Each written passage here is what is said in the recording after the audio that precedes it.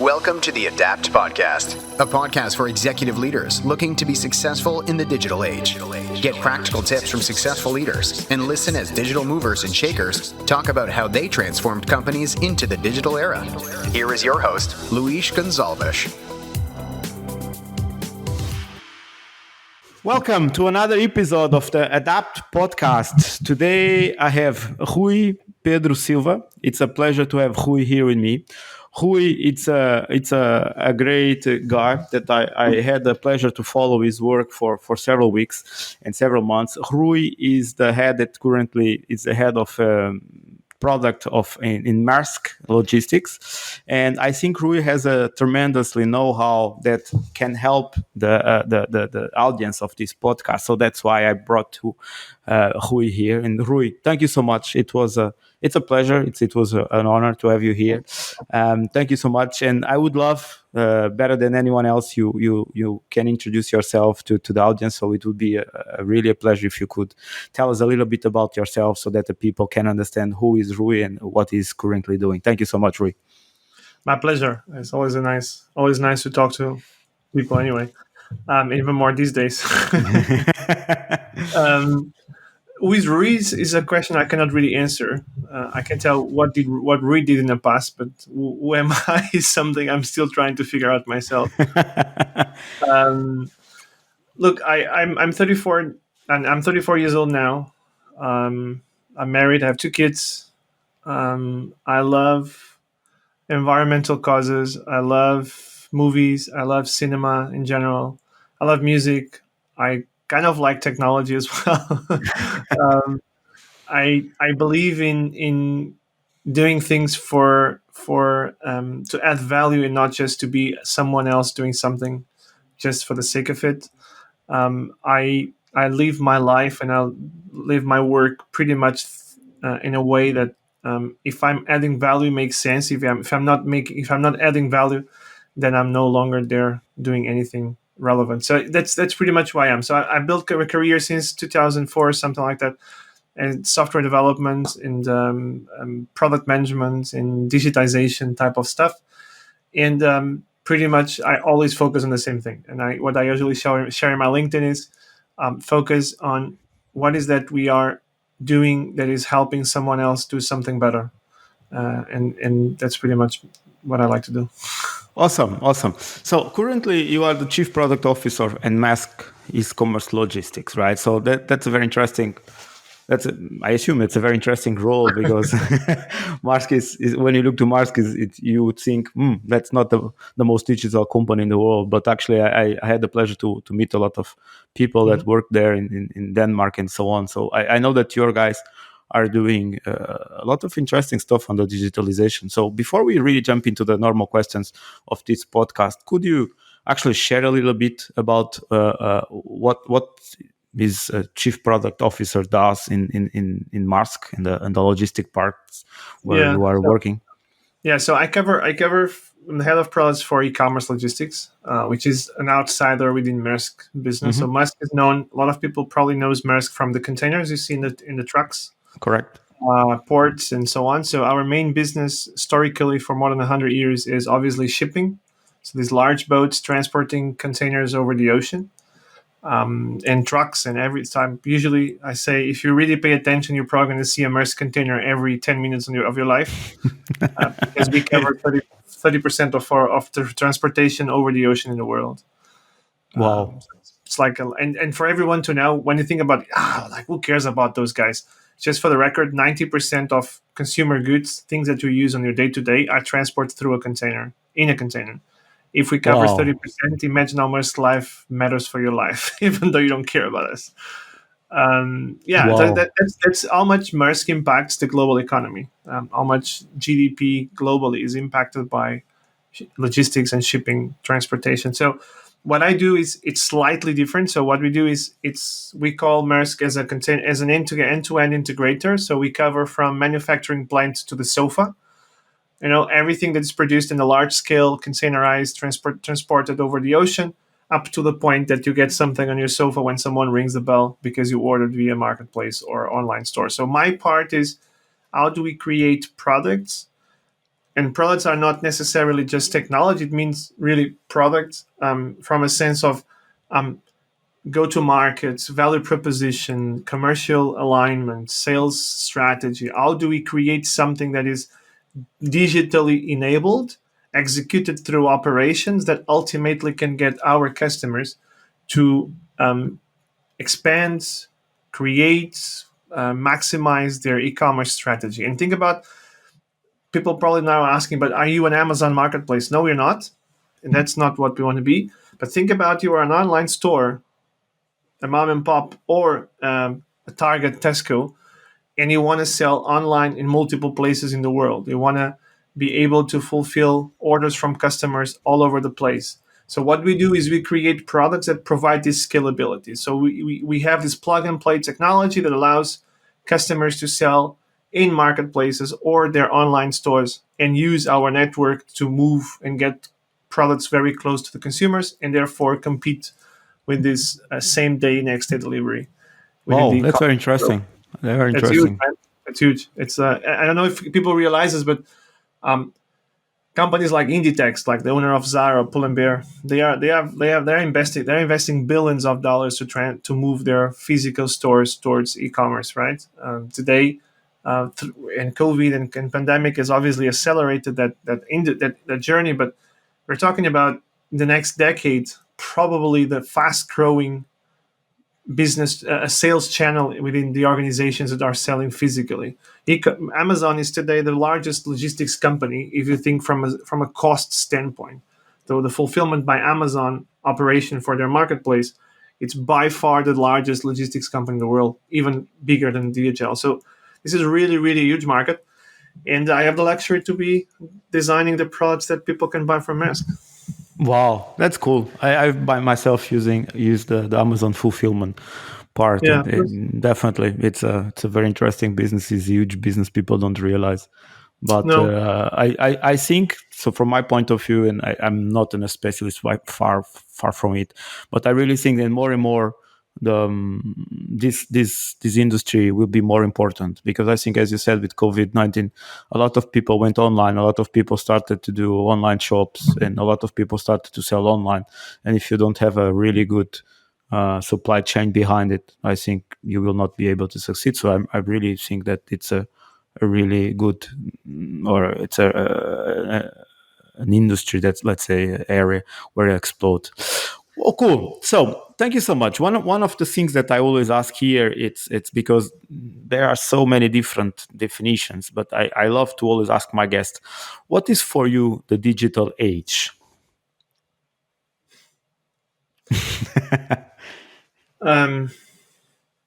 for me, the digital age is the mindset that came with the fact that we learned that it's possible to do something without physically being there.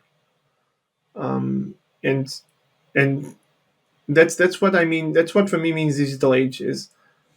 We learned over time, probably in the last 10 years, 12 years, probably since 2008, 2007, accelerated by iPhones and smartphones, that you can do things without physically hold it, without physically moving, without physically necessarily sign something, right? And it's about people being able to save and spare time for other things and not spend time doing things that are not relevant. So I usually say that we have two things important in life: time and people. Time is you don't get it back. Yes. It's every second every second you spend, you don't get back. And people, it's what makes you gain or waste your time, right? Gain by you use it, you use the time in the right way. So digitization, digital age for me means, how do we identify the right people to deal with and save time to spend with those people? That's what I think about digital age. Okay, If it's the right interesting. definition, I don't know. Interesting. Taking your observation about time, I saw a quote from Buffett last week. Of course, the quote is not from last week, but I saw it last week. So he was saying, most probably, I have enough money to buy anything in the world, there's only one thing that I cannot buy, which is time. So I think this is extremely aligned with what you are saying, and so Most many people valuable do not resource we understand. have. It's the Right. most valuable resource we have. Really, yeah, truly believe on that. Rui, tell me something. What are the biggest challenges, in your opinion, that companies face when they try to go, or even better, when they do not embrace digital era? So, what do you think? What are the big dangers that companies will face if stay in the denial phase and they do not understand the digital age is here and they will not embrace the digital age? What are the biggest consequences for those businesses? Yep. Yeah. If you allow me, I will go one step back. I think one of First, the go for it. one one of the things that are for me is relevant, and one of the things that I think companies have to embrace and understand is that digitization is not a bunch of cool guys that want to build apps. Neither is about bringing young people to replace old people, because that's what leads companies to deny that. Is because there is a fear associated with a change that is linked to the millennial generation, to the younger generation, to the cool guys using jeans with a lot of post-its in the board, like you have in your background, right? That's the stereotyping of digitization. There is a bunch of guys with post-its and they do this agile stuff and they all look cool and they all dress up like skateboarders. Because that's also it's also the way we communicate in our videos, in our stuff. Everything is about looking like a bunch of guys in a cool place. I think that's a cliche, because that has nothing to do with digitization. That's just the way you implement a team and you run your business and you It's a implement way of something. working. It's a way of working. Yeah, Nothing it's to do with exactly the way of digital. working. But so companies need to so until a lot of, unfortunately, it's still I think it's not the vast majority these days. But companies that are denying that, they probably have to do a step back and think, let's forget those new kids on the block. That's not relevant for us. What is that we need to stay relevant in the next 10, 20, 50, 60 years? What is that our customers will be looking for when we evolve and grow our business? Some of them, they will tell they are not looking for apps, which is true. Digitization is not about apps, right? They will probably tell you. Some of them will ask us to have higher turn up time in our machinery, or lower costs to fix some of our production issues, whatever. A lot of these things will pile up, and what you have to think about is that digitization is not about the cool guys and the app. It's about how do you make those things real. How do you decrease your cost of production? How do you increase your rate of production? How do you decrease your machinery problems? How do you create proactive maintenance? That is digitization, right? A lot of people calls it a lot of different things, but that's the meaning of it. Is how do you use digital services that are connected, using data, using technology to enhance your business and fulfill market demand or customer demand. That's ultimately the purpose of it. And so there is, when I hear a company saying, but we are not into that stuff, it's not our business doesn't need it. My thing is just bullshit, because you are doing that very often. You just don't even think about it. I Yes. ask, like, are you using proactive maintenance in your machinery in your factory? Yeah, of course we have to do it. Then, sorry, fuck it, you are doing it. The question is, like, are you using it at full scale, or are you using it in a small Do you have a environment? strategy? They have a strategy behind it, right? Exactly. Are you doing it because you are reacting to something that someone asked you, or you have a strategy behind it, makes you build it in a scalable manner, reduce your cost, and get your business to be more up to the market in 10 years or 20 years from today? And that's for me the thing. So I don't have a way for people to say you need to get out of your denial zone and come to your comfort zone. That's about change in mindset. What I have to people to say is, like, if you don't do anything, will you remain valid in business in 10 years from today? And don't think about what you know today. Think about what you probably don't know, but can happen in the next 10 years. Think about what are the disruptors of your business. And they are not necessarily the one-on-one competitors, right? And we talked about, I had the luxury to be taught by Clayton Christensen, in Harvard, is a guru of digital of disruptive strategy, and he Was always unfortunately, right? yeah, It it was was unfortunate unfortunate. for me still, but he unfortunately passed away 2 months ago. But he always used this milkshake example, right? And that already other companies have used with coffee beans and stuff like that. The milkshake is not competing with milkshake. Milkshake is competing with donuts. It's competing with chocolate bars. It's competing with coffee because it's not about what is the product itself. I usually say that the product is not what is built into it, is what customer understands, relates, and is passionate about. So if for me a milkshake is about something I need to use in the morning while I'm driving, that's the same as a donut. Yeah, Therefore, what's going to disrupt me is not the next milkshake company. That's the donut company. yeah. And that's the mindset that companies need to think I about. now when you said that, I loved. I remember something. So it was last year, if I recall correctly. Well, last year, 2 years ago, doesn't matter. I took a train between Düsseldorf and Munich, and in the next to me there was a guy.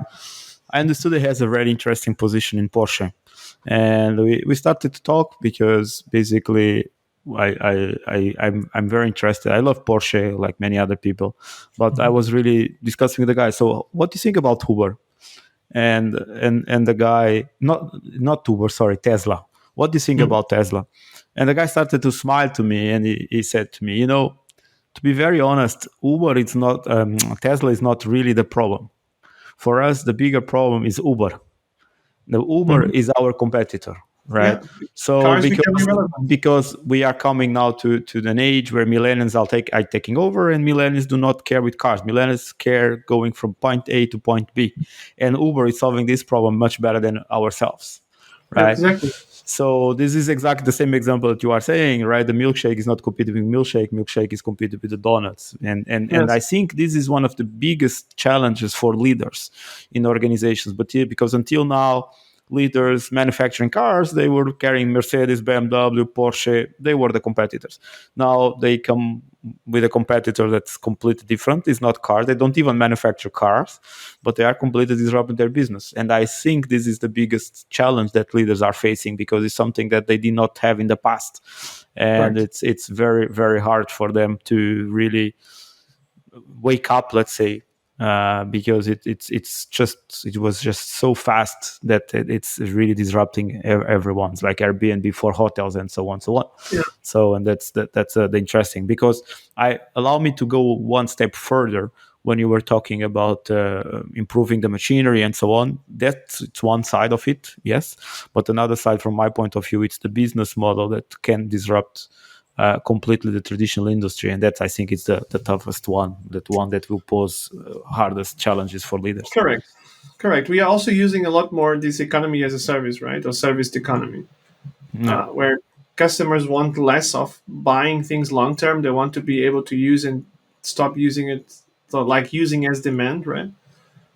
So there are a lot of ways that could be disrupted, but ultimately what I meant is it is arrogant. It is much more arrogant. Say I don't need to embrace that, or that's not going to hit my business, than say I want to be the best in the world in that. yes, Because when you say you don't need it, it means that you are just uh, an arrogant guy sitting in your silver tower that forgot to turn on the TV yeah. or connect But to the internet. I think there are not many more left. I think No, I don't think so. I also don't think so. after COVID, COVID was a living proof that if you were not convinced before, I think now you are convinced. True, but so I don't think you have many companies denying that. I think you have many companies not thinking as a strategy. I think you have a lot of companies that are reacting Yes, to the market change and therefore creating something. But I usually say when I talk in these conferences and I talk about the market and stuff like that, I usually say that one of the major flaws I see in today's economy, today's world is equivalent of you going to try to find a piece of land for your new house, and you go to your hometown and you realize that you have two options. You can go for the minefield that was used in the Second World War. It's still there. It's like a 300 square meter thing. Great stuff, pretty cheap. But you pretty much could blow it up every step you do, and as long as you don't follow exactly the 100% safe path. Or you can go to the other side of the town and buy a pretty much same size, but probably three times more expensive, and probably going to take a bit longer. And what the vast majority of the people does, he picks the minefield and says, you know what, if I follow the safe path, I'm always going to be fine. Yeah. I'm not going to blow it up. And then what happens that the 100% of the times it just blows up. And that's what we do with transformations, right?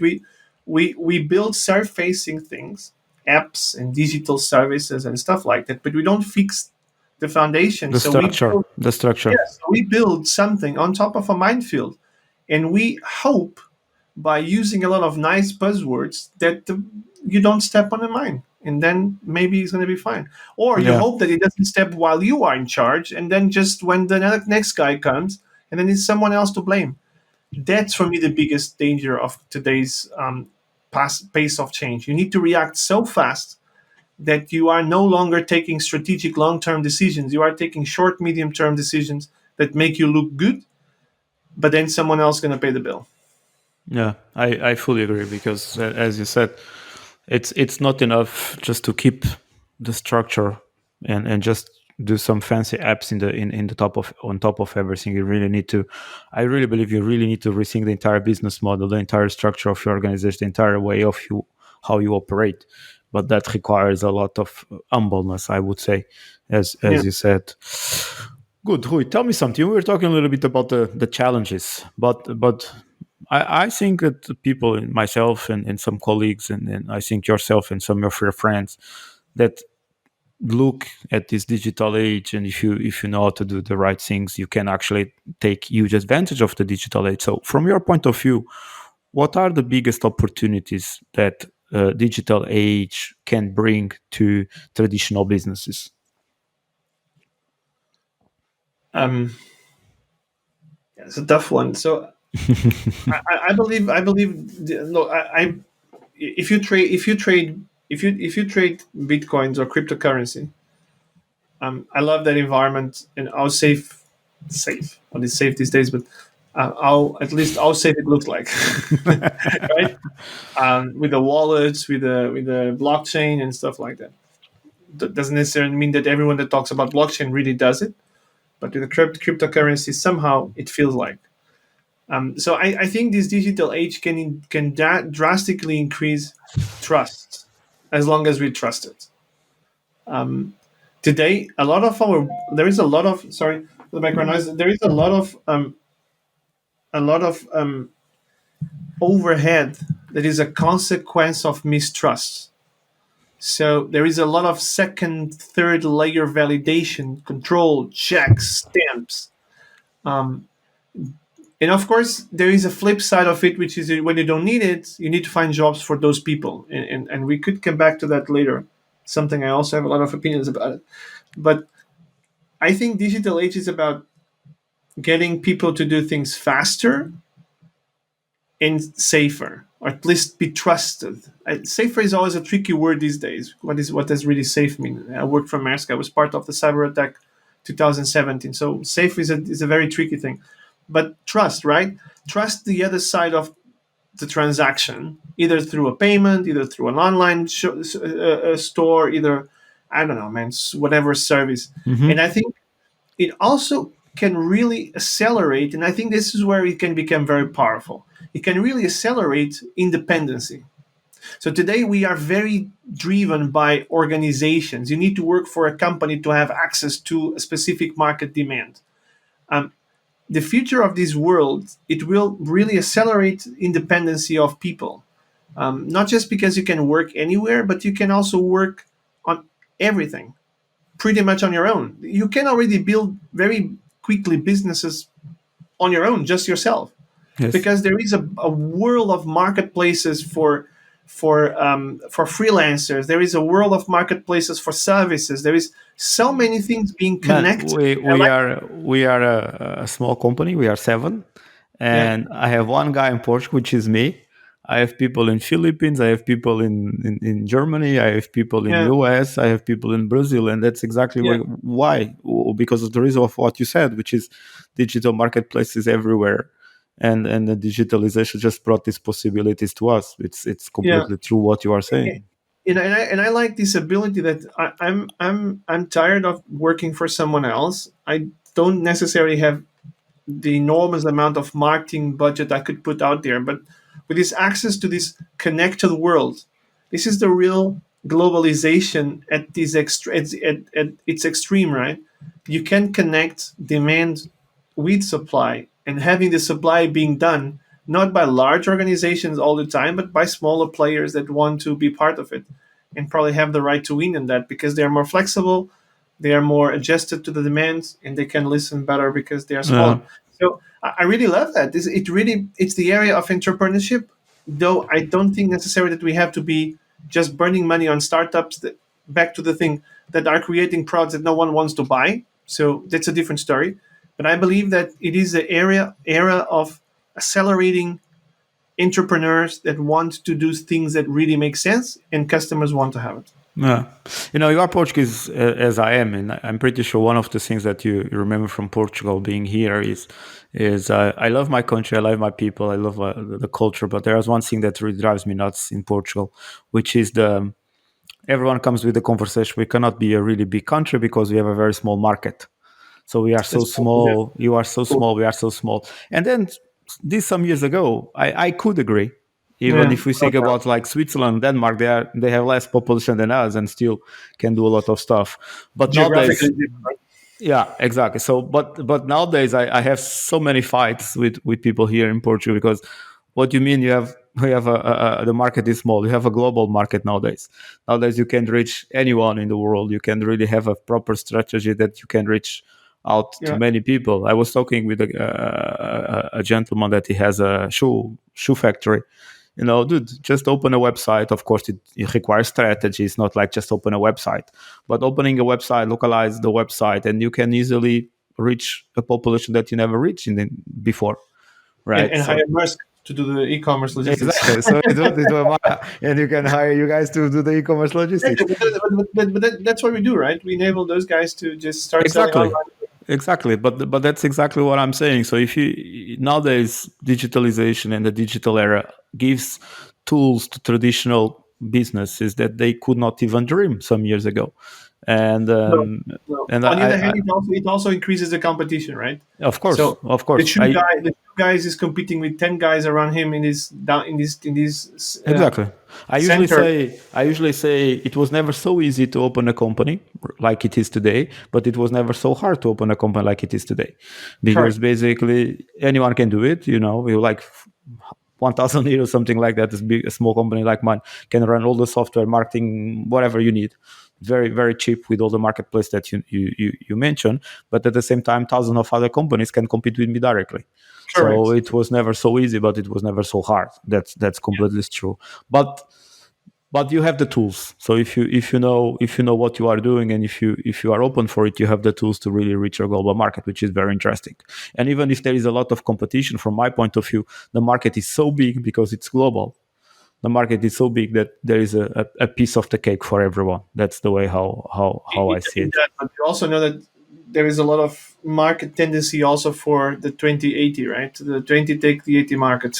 Yes, yes, yes, It's always the problem we have with the consolidation in marketplaces, virtually or physical. There is a lot of tendency for consolidation because the bigger you get, the more you take, yes. and so yeah, I think there is still a learning curve, but I 100% agree with you that we are at this stage in a phase where people can globalize their businesses.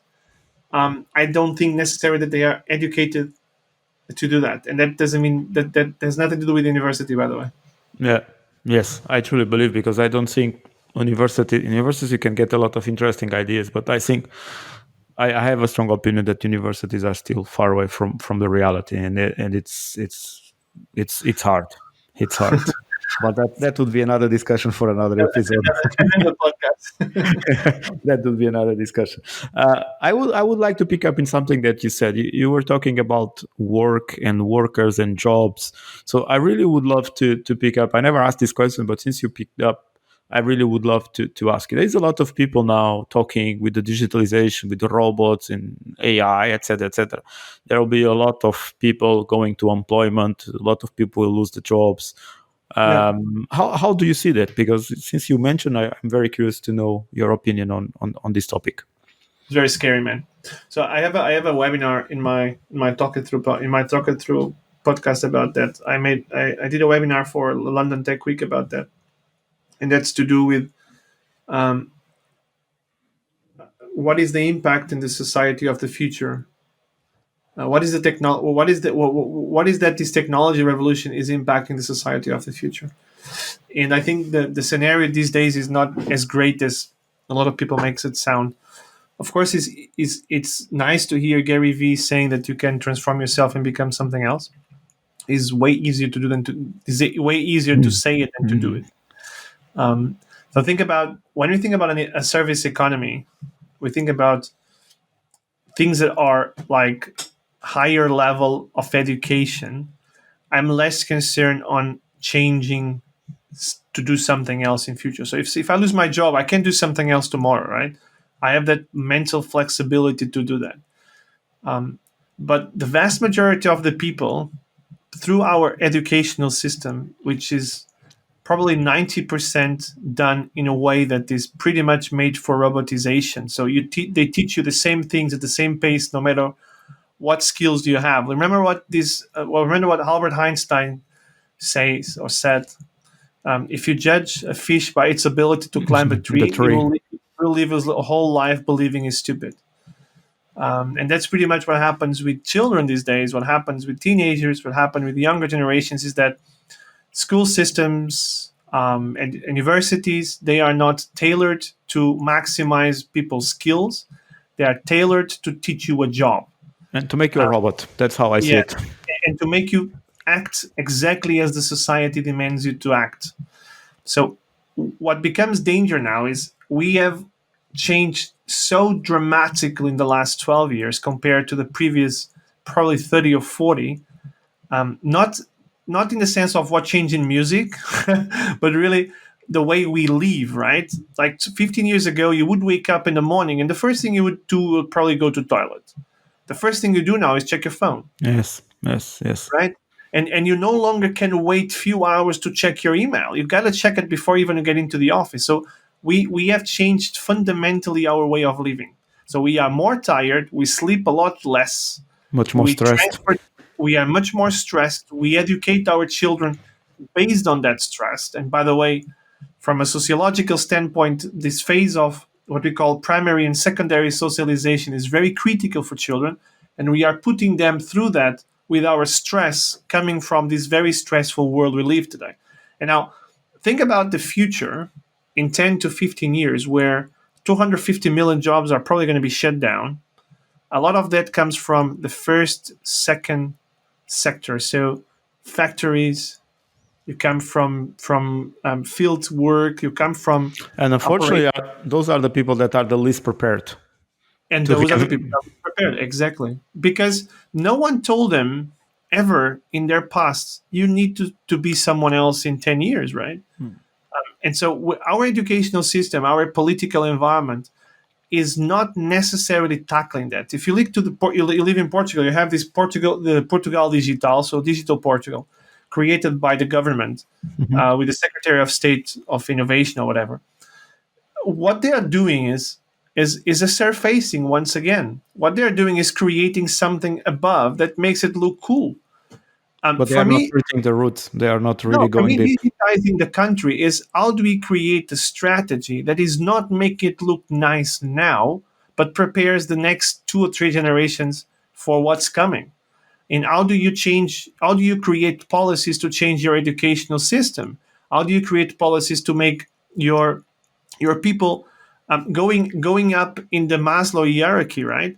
And the moment I bring this up, this becomes a very political statement because people start, yeah, this guy is a left party guy. Man, I don't give a fuck if I'm left or right. That's relevant.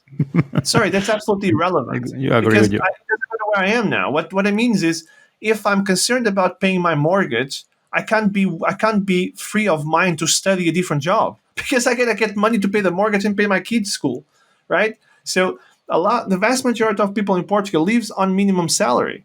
If you shut down the factories, they don't have money to eat.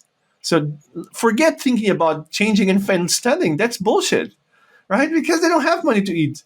So until the world and until countries think about how do you tackle that holistically, and could be the minimum, the base income, could be so many, and that's why I say political, because at the moment I say that this guy's a left guy, socialist that wants to give minimum. Man, I don't care what you want to call it. What I care is digitization. It's a fact, and you can't prevent it. Societies aren't ready for that. That's a fact. You need to act on it. Building a strategy to change your websites and your financial systems that's not digitization. That's just a surfacing. You need to tackle political policies. You need to tackle laws. You need to tackle education, and you need to do it at a scale. Think about Finland. Everyone talks about it. You lived in Finland, right? Or you lived in Six years, and I studied. I took a master's there. A master's there. It's a completely different story. My ex-wife took a bachelor there. It's a completely different story. Their educational system from the grassroots is outranking any single system in Europe. And it's just different. It's much more collaborative, right? It's much more focusing on skills. Think about Montessori models, Khan Academy. There is so many models that have been proven that are there to cultivate creativity, imagination, artistic skills, things that help you to become free of mind, to change from black to white overnight. Not what we do today. Yeah. And that's why I said, if you ask me this question, we're going to have to go for like hours, because we are not addressing the problem. We are looking for voters. The economical system, the political system is not looking to fix the problem. Is what I told you before. Is how do I do something that looks more or less okay, and then leave the problem for the next guy to handle? I'm gonna die probably between now and 80 years old. So anyway, I don't care what's happening 2,000 years from today. It's not relevant. I want to finish my 4-year term in as a prime minister. Why would I care what happens in 20 years from today? And that's the problem. We are too much looking at what we have to do now to look nice now and make a point now. And that's very dangerous. Yes, I agree. Thank you so much. Rui, what did it change? Maybe for you, not so much, but I would still love to ask. What did it change for you, for your company, with this pandemic crisis like COVID-19? I think for the company, it changed like for any other, right? So we act on retailers, lifestyle agents, and brands and stuff like that. So they don't sell, we don't transport. So we obviously had to adapt ourselves to the fact that the demand was impacted. On the other hand, e-commerce increased drastically on demand, which is interesting. What changed for me is a bit less than that. It's a bit more than that. Mm-hmm. I think that's what changed from an economical standpoint, from an environment standpoint. And I think Maersk is no different than any other. For me, what changed is we somehow learned that it is possible to do things in a different way, and that's a good thing. We also learned that we are way more resilient than we thought. That's also a good thing. On the other hand, we also probably learned that we need a lot more each other than we thought before. Mm. I find funny when people say, I love this working from home stuff. It's just nice. I also like it, but I miss people. I don't like it at all. I hate it. I'm okay to stay at home every now and then, but I miss people. I miss social interaction. I need people around me. I need coffees. I need chit chat. So what I personally learned is that I probably need more people than I thought I needed. And it's still, I'm okay, but there's a lot of people out there that is not okay. And I hope that this also teaches humbleness lesson, I think. Humbleness, yes, and also that not being okay, it's also okay. Okay. There is no shame on having a problem, on having to talk to someone, feeling lonely, having to just have a break of 10 minutes to talk about life, not having to jump to a meeting and start talking about business right away. Sometimes you just have to be human, right? And that's what I think for me was a very important learning, is we need to be more there for each other, because what this showed is that things can change very quickly. And of course, we know that people dies overnight, and just the last days as a football lover, quite few people died, and you know that things can change fast. But I think this pandemic shows that this can change at the scale. There is no Bill Clinton or Ruis. We are just two people that are affected by this pandemic in this exact same way. Maybe he has more more money to handle his own house than I do. But you know what I mean? There is no social status. We are all everyone can die of this thing. Anyone needs to be confined, unless you are part of the Communist Party. Then you can go to a party in Portugal. Sorry, I had to make this joke. I thought it was communist. But they will organize a Christmas in Portugal, so it's fine. Yes, but you know, it's really. I think this last 10 months have been such a moment of. I wouldn't call disruption. I think it's such a moment of learning on the human aspect of life that for me is something I will probably never forget. Am I getting a better? Am I becoming a better person? I don't know. This is also one I'm very curious about, and I don't know what you think about, but we are usually quite good at making a lot of plans out of crisis, right? Oh man, now I learned what happened. Now I'm going to be much better person. I'm going to do, but then we are not very good at following it up, right? And making it really happen as we planned. So I'm curious to see how much of this is going to have a long-lasting result or a long-lasting change, or it's just going to be for the next 6 months while we are still like as part of this honeymoon emotional thing, but then it just fades away. That's probably what I'm curious to see. As a personal person, on the personal level, yeah, I don't have an answer for it. From business point of view, I think everything will be different. So I really think from the business point of view, companies will change and business models will change, and a lot of things will change. And from my point of view, unfortunately, a lot of the governments in all over the world are injecting trillions and trillions of dollars into economies. But to be honest, I think the worst moment is still to come. So I don't believe that the crisis is here. I believe the crisis will come next year, because it's when the government will stop giving benefits and so on.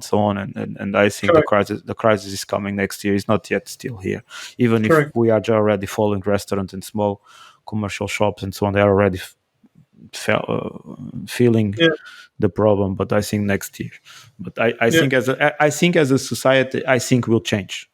At least I'm really hoping for it. I really think that with society, I'm hoping that we will become much more aware and of all these problems, and we'll become more sustainable. That's the way, at least, how I hope and how I think. Could be. I kind of agree with you. I think the crisis is still to come. Now, I don't know if it is a U shape, V shape, L shape. Yeah, whatever they are talking about. For the specialists to think about it. Yeah. Rui, what is the biggest lesson that you received during your entire career? The biggest lesson. Benfica should lose at home, away, and on the way.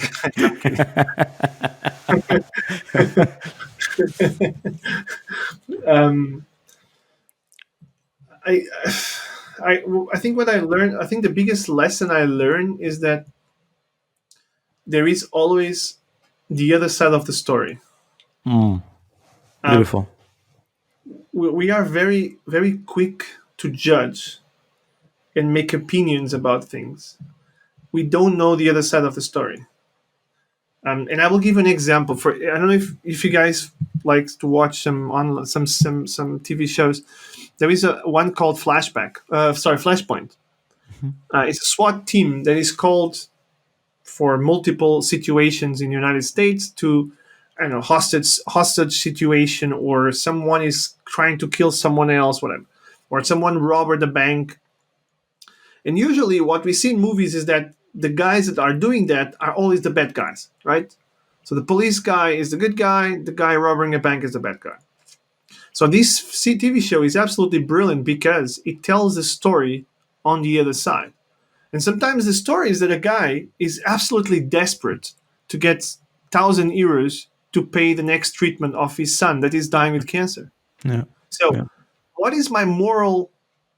What is my? How much can I judge?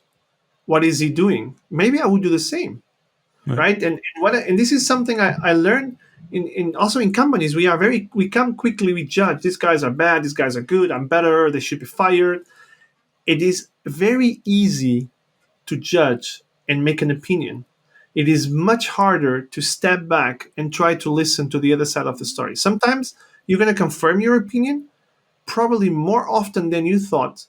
Is going to have to give you at least something else to think about it, because it is very important that we give the benefit of the doubt to people. We don't give it enough. We judge just too quickly.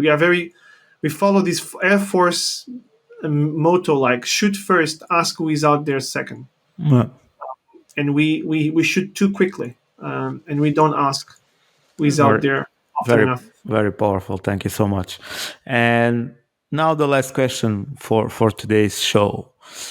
What is your advice for leaders that are starting with their digital transformation? From where should they start? What is your advice? You are inside of this industry and pretty much have a good insight of so many other companies. What is your biggest, or what are your biggest advices for leaders that are trying to start with their digital transformation?